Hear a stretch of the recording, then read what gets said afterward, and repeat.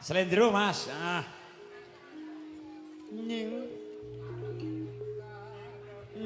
Nyingkar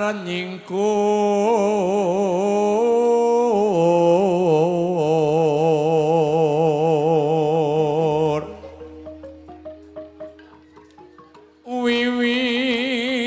wiwitane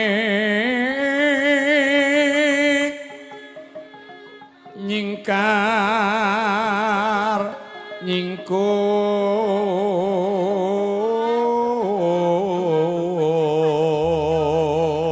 nyingkur lingsem yen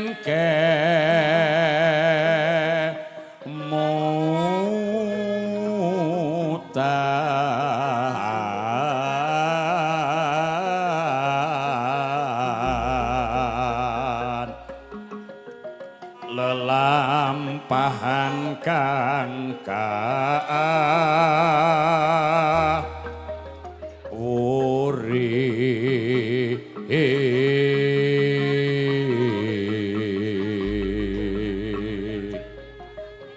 tresna tulus nadyan ing gubuk asmara.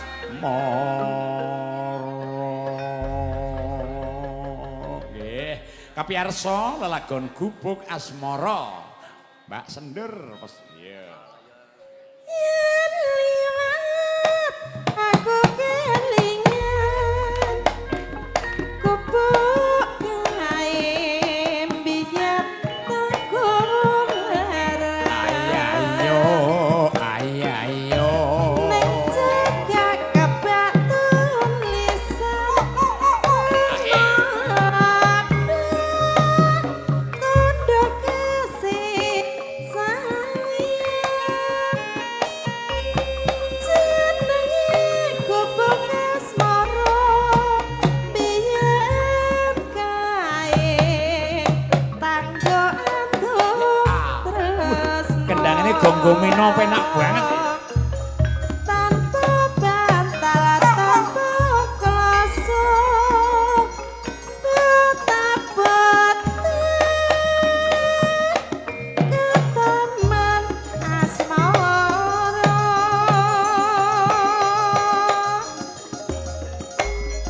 gubuk kae Banawati Wipit biyen tumeka saiki Ya. gubuk kae kebak cerita wanyi nganti geget ritmo Rambut gawe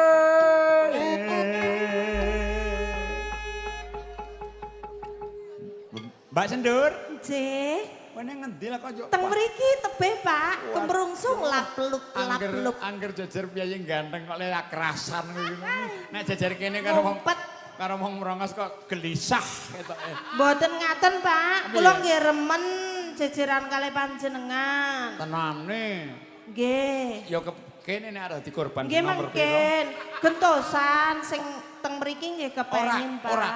Aja nek nggo aku aja. Kenal karo aku rugi tenan. Arep dadi korban sing nomor Nggih. piro kowe. Yo, lanjut. Nggih mboten kados niku Pak. Heeh. Catatan sajroning ati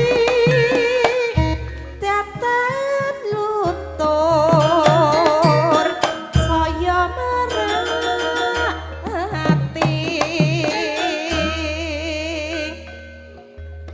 aku kowe dadi garwa marakuler bubuk asmara. Yo, cokek Mas. Nganggo wirama sragenan.